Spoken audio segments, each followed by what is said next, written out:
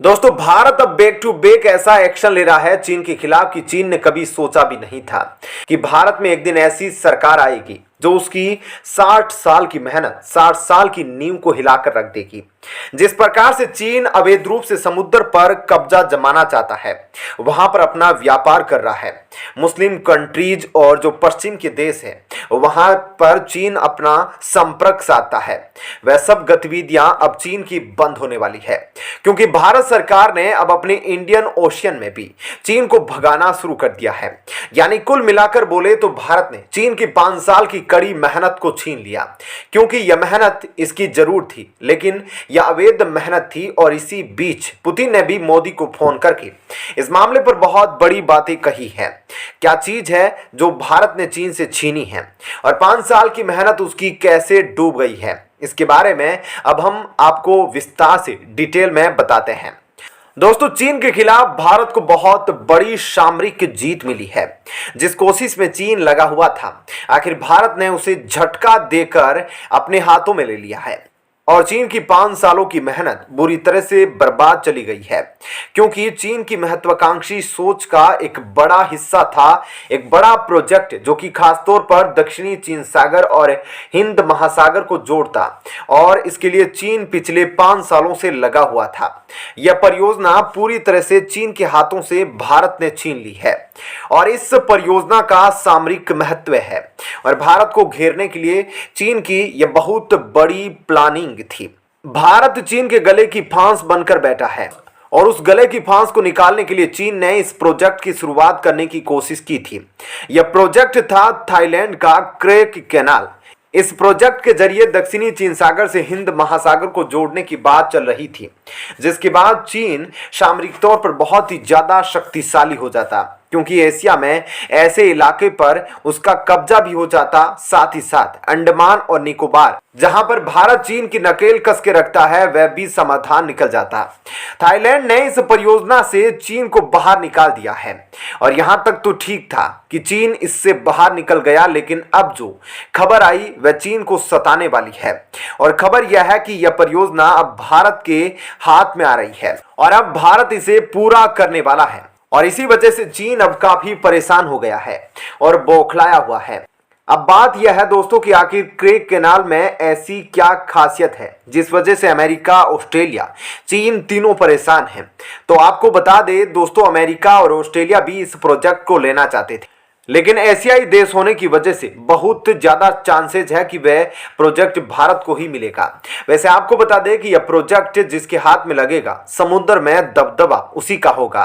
दरअसल इस प्रोजेक्ट के अंतर्गत थाईलैंड के 30 किलोमीटर की लंबी सीमा थाईलैंड को अंडमान निकोबार से जोड़ने वाली है। सीधा मतलब यह है कि दक्षिणी चीन सागर और हिंद महासागर के बीच की दूरी काफी कम होने वाली है। और इसका सीधा मतलब यह है कि इस प्रोजेक्ट को जो करने वाला है वह इस रास्ते का इस्तेमाल सामरिक और व्यवहारिक के दोनों दृष्टिकोण से कर सकेगा। यानी कि समंदर का असली बादशाह बन जाएगा। और जिस देश के पास यह प्रोजेक्ट गया हिंद महासागर में, उसी का दबदबा होगा। अर्थव्यवस्था ही नहीं, पूरे हिंद महासागर और दक्षिणी चीन सागर में वह एक शक्तिशाली महायोद्धा के रूप में उभर कर सामने आएगा। यही वजह है कि चीन के अंदर अभी इतनी बौखलाहट मची हुई है कि चीन चाहता है कि भारत को यह परियोजना ना मिले। हालांकि खुद चीन इस प्रोजेक्ट को पूरा करने के लिए जी तोड़ कोशिश करता रहा, लेकिन थाईलैंड ने उसे निकालकर बाहर फेंक दिया। और अब अगर उसे भारत पूरा करता है तो चीन इसका इस्तेमाल नहीं कर पाएगा। ऐसे में अब चीन के इसी मुद्दे को लेकर पुतिन का भी कॉल आया था प्रधानमंत्री मोदी के पास और उन्होंने पीएम मोदी से फोन पर इसी प्रोजेक्ट को लेकर बातचीत भी की है। ऐसे में इस प्रोजेक्ट के मिलने के बाद भारत को काफी ज्यादा फायदा होने वाला है। दोस्तों, इस खबर के बारे में आपकी क्या राय है, हमें कमेंट करके जरूर बताएं। और अब आपको बताते हैं ऐसी ही एक और बड़ी खबर। दोस्तों, इस बार 2023 में जो G20 की बैठक होने वाली है वह इसलिए महत्वपूर्ण है क्योंकि यह बैठक भारत में तो होगी, लेकिन उससे भी बड़ी बात यह है कि मोदी सरकार यह बैठक कश्मीर में कराने जा रही है। तो आप इस बात से समझ सकते हैं कि दुनिया के सबसे बड़े आर्थिक धुरंधर देश भारत के कश्मीर में बैठेंगे और यह माना जा रहा है कि वहीं पर फैसला होगा चीन और पाकिस्तान ने जो अवैध जमीन ले रखी है भारत की, उन चीजों की तो आप समझ सकते हैं। तो इस G20 में 18 देशों का भारत को सपोर्ट होगा, लेकिन इन सब के बीच चीन क्यों गरमाया हुआ है और इस बैठक को लेकर चीन ने अभी से क्या कुछ एक्शन लेना शुरू कर दिया, यह अब आपको वीडियो में बताते हैं। दोस्तों, भारत में जैसे ही इस प्रस्ताव को सामने रखा कि G20 की कुछ अहम बैठकें कश्मीर जम्मू में होने वाली है, वैसे ही पाकिस्तान की तरफ से यह बयान आ गया कि हम इस प्रस्ताव के फेवर में नहीं हैं और उन्होंने इस प्रस्ताव को पूरी तरह से खारिज कर दिया। और पाकिस्तान में यह तक कह दिया गया कि जम्मू कश्मीर भारत और पाकिस्तान के बीच में अंतर्राष्ट्रीय तौर पर एक विवादित क्षेत्र है और 70 सालों से यह UN में पड़ा हुआ है। ऐसे में भारत के इलाकों को लेकर यह फैसला नहीं ले सकता। पाकिस्तान के इस बयान के बाद चीन भी उसके पीछे पीछे आ गया है। दोस्तों, पाकिस्तान ने यह बात कही थी कि वह चीन, तुर्की और सऊदी अरब से यह कह रहा है कि आप G20 बैठक का बहिष्कार करो। हालांकि सऊदी अरब और तुर्की की ओर से अभी आधिकारिक तौर पर कोई बयान नहीं आया है, लेकिन अब चीन ने पाकिस्तान के स्वर में स्वर मिलाते हुए यह कहा कि जो ये दो मुद्दे हैं उन मुद्दों पर राजनीतिक रंग देने की जरूरत नहीं है और यह चीन के विदेश मंत्रालय के प्रवक्ता ने कहा है। ऐसे में उनका कहना है कि कश्मीर पर चीन का मामला एकदम से साफ है। यह पाकिस्तान और भारत के बीच पहले से चला आ रहा मुद्दा है और UN के प्रस्ताव के तहत दोनों पक्ष मिलकर इसका समाधान निकाल सकते हैं और एक तरफ से ऐसा कुछ नहीं करना चाहिए जिससे हालात और बिगड़ जाए। इसलिए बातचीत के माध्यम से ही चीजों को हल करने की कोशिश की जानी चाहिए।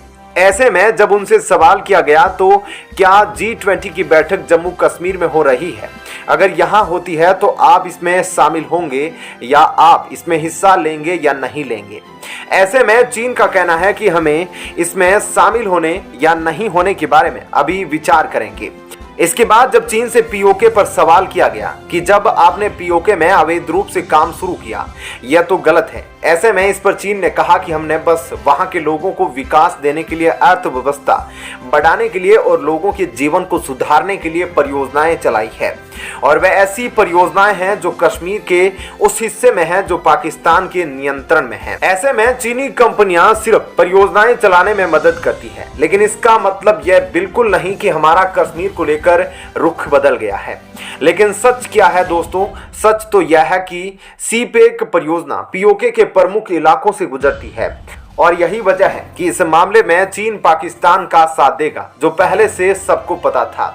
और दूसरी सबसे बड़ी बात यह है कि जैसे ही भारत ने आर्टिकल 370 हटाया था, उस समय जितना पाकिस्तान नहीं बौखलाया था उससे कहीं ज्यादा चीन बौखला गया था और चीन के बौखलाने की असल वजह यह थी कि चीन के इससे बड़े इलाके पर नजर है।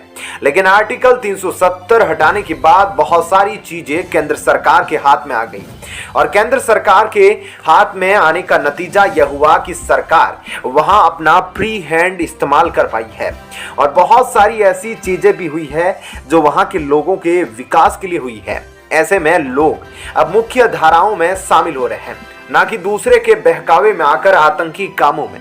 ऐसे में यहाँ चीन और पाकिस्तान दोनों के मंसूबे फेल हो रहे हैं, क्योंकि अब सऊदी अरब और बाकी मुस्लिम देश भारत के पक्ष में ही है। लेकिन शायद चीन को यह पता नहीं और अभी भी चीन चाहता है कि जैसे तैसे वह भड़काकर इस बैठक का विरोध करे।